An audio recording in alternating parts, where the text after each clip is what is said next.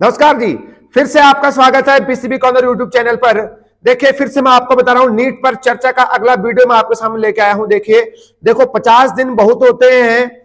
जिन बंदे ने बहुत 10-15 बार पढ़ दिया है वो 50 दिन अगर नहीं पढ़ेगा उसका सिलेक्शन रुकेगा, क्योंकि बायोलॉजी एक ऐसा सब्जेक्ट है उसमें हर हफ्ते में उसको चीज को रिवीजन करने की जरूरत होती है। हर 4-5 दिन में या हर 6-7 दिन में उस टॉपिक को बार बार रिवीजन करने की जरूरत है, तब आप उस बायोलॉजी के उस पर्टिकुलर टॉपिक पर कमांड हासिल कर सकते हैं। तो इस नीट पर चर्चा का जो मेरा एक सीरीज चल रहा है, आज इसका ये 5वां वीडियो है। तो मैंने फिजिक्स कैसे पढ़ी जाएगी इन 50 दिनों में, या केमिस्ट्री कैसे पढ़ी जाएगी, कौन कौन से हॉट टॉपिक्स हैं, उनको लेके मैं जो है आपके सामने वीडियो बना चुका हूं। तो जो भी बंदा जो है इस वीडियो को पहली बार देख रहा है, एक बार 2-4 वीडियो पिछले वाले देख लीजिए। तो इसमें जो है आपके दिल की बातें बताई गई हैं और दिल की जो परेशानियां हैं उसका सॉल्यूशन और समाधान जो है इस वीडियो में मैं आपके सामने बताने वाला हूं।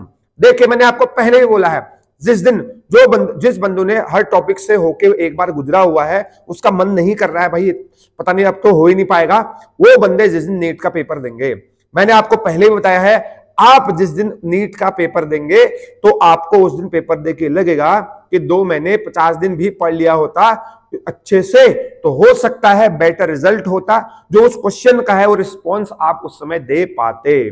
ठीक है, आसान सा सवाल भी उस समय गलत होता है अगर आपने पिछले 2 महीने में, लास्ट 2 महीने में रिवीजन नहीं किया तो फिर से मैं आपको बता रहा हूं, आप लगे रहिए भाई, रात दिन एक करने का वक्त आ चुका है। ठीक है, तो इस आज का जो वीडियो है आपके सामने मैं लेके आया हूं कि इसमें बायोलॉजी को हम कैसे पढ़ेंगे। देखिए, पहले तो जिसमें आप बायोलॉजी की एनसीईआरटी खोलो, भैया सामने 2-4 बार जय हो जय हो जय हो, इस तरीके से आपको मतलब बोले तो करना है, क्योंकि भाई सब कुछ है यार, बायोलॉजी 50 नंबर की आ रही है, सब कुछ है। हाँ जी, जो हो तुम ही हो भैया, बचा लियो हमको, है नहीं? तो बायोलॉजी 50% जो है बायोलॉजी है, उसमें 50 नंबर की नहीं 50%, मतलब बोले तो 360 नंबर की बायोलॉजी है। अब उसके लिए तो करना पड़ेगा, तपस्या तो करनी पड़ेगी। ठीक है, अब टारगेट आपका होना चाहिए 350 360 लाना, 360 में से 360 350 से ऊपर आपके नंबर आने चाहिए, ये आपका टारगेट होना चाहिए। इसके लिए क्या करें क्या नहीं करें, देखो क्या नहीं करना है, ये टॉपिक नहीं होना चाहिए। क्या करें, बेस्ट रिजल्ट कैसे आएगा, आपके सबसे ज्यादा नंबर या 360 के नजदीक आप कैसे पहुंचेंगे, मैं आपको बता रहा हूं। बायोलॉजी का आपको सुबह पढ़ना है, मैंने आपको पहले भी बताया है, बायोलॉजी को पढ़ना है आपको सुबह के टाइम, माहौल शांत हो। अच्छा, अगर आप शाम को पढ़ेंगे बायोलॉजी 8-10 बजे के बाद, 8 बजे 7 बजे, तो भैया दिन से आप 1000 लोगों से मिले हो, 1000 लाख लोगों की बातें आपको याद आएंगे। शाम के टाइम पढ़, एक सेंटेंस पढ़ोगे बायोलॉजी का, अरे यार वो ये कह रहा है, अरे उसने तो दोस्त ने ये बोला आज, अरे कहां हो गया, इस तरीके से आपके माइंड में चीजें आएंगी।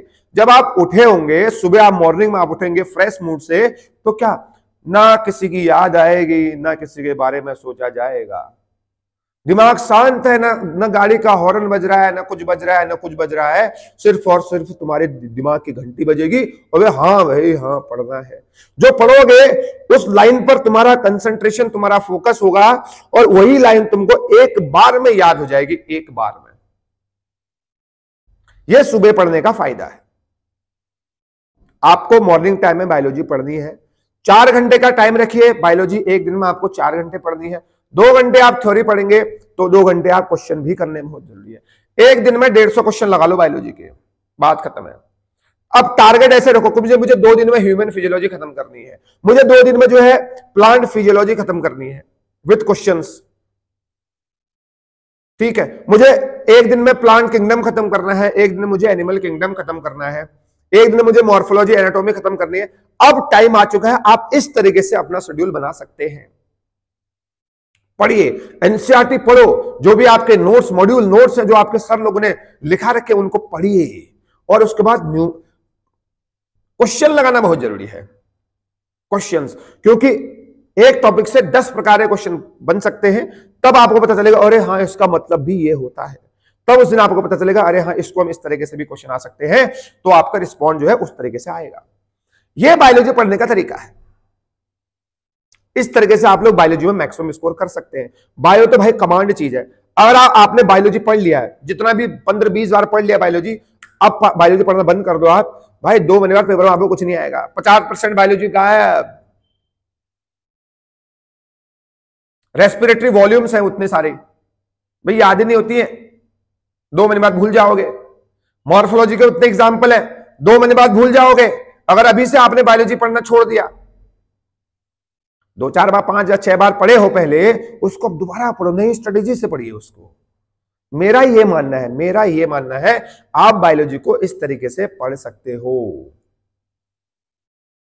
बैककेयर क्वेश्चन देखो कौन कौन से आए थे, एग्जाम्पल मॉर्फोलॉजी के एग्जाम्पल तो इतने सारे आएंगे, क्या बताऊं मैं तुम्हें। एनसीईआरटी जितनी बार पढ़ोगे उतनी बार जो है वो लाइन जो है क्लियर होते जाती है कि उसका मतलब अच्छा ये है। अगर तुम किसी लाइन को 20 टाइम पढ़ो, 20वीं बार समझ में आता है अच्छा एग्जैक्ट मतलब इस लाइन का ये है, आज तो मैं खुद मामू बनना था इस लाइन में। इस तरीके से आप लोग बायोलॉजी को पढ़िए। और कोई डायग्राम है, हो सकता है नीट में इस बार डायग्राम बेस पे क्वेश्चन आ जाए।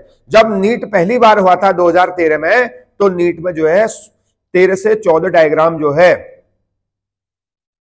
डायग्राम से रिलेटेड क्वेश्चन आए थे, 13 to 14 इतने डायग्राम के क्वेश्चन आए थे। कोई किसी में मैच करवाया था, किसी में यह आया था, किसी में यह है, किसी में पिट्यूटरी ग्लैंड किधर है, पीनियल ग्लैंड किधर है।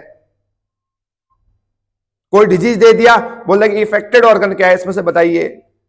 तो 2013 में नीट फर्स्ट टाइम जब हुआ था, इसमें इतने डायग्राम आए थे। तो आपको डायग्राम को भी बना लो, क्या दिक्कत है भाई। जिस बंदे को लग रहा है कि उसने सब कुछ पढ़ लिया है, वो लिख के बायोलॉजी को याद करे, दोबारा से प्रैक्टिस करे। अपने अपने शॉर्ट ट्रिक्स होते हैं भाई सबके। इस तरीके से आप लोग जो है बायोलॉजी को इस तरीके से आप याद कर सकते हो। और हां, जिस बंदे को ये लग रहा है कि अहम ब्रह्मास्मि मुझे बायोलॉजी में सब आता है, पेपर सेट खोल के देख लो भैया। अगर 360 350 से ऊपर नहीं आ रहे हैं, इसका मतलब कहीं ना कहीं समस्या है। और जो क्वेश्चन गलत हो रहा है ना, उस क्वेश्चन को दोबारा से उस टॉपिक को देखो, उससे पहले वाला पेज भी पढ़ो और उसके बाद वाला पेज भी पढ़ो। रिवीजन होगा अच्छी तरीके से तो उसका फायदा आपको होगा। मैं बात कर रहा हूं नीट वाले बच्चों से। जो मेरे नीट वाले बच्चे हैं 5 मई 2024 को काश वर्ड आपको माइंड में नहीं आए, उनके लिए मैं एक सीधा साधा सॉल्यूशन मैंने आपको बताया है। ठीक है, तो इस तरीके से आपको बायोलॉजी पढ़नी है।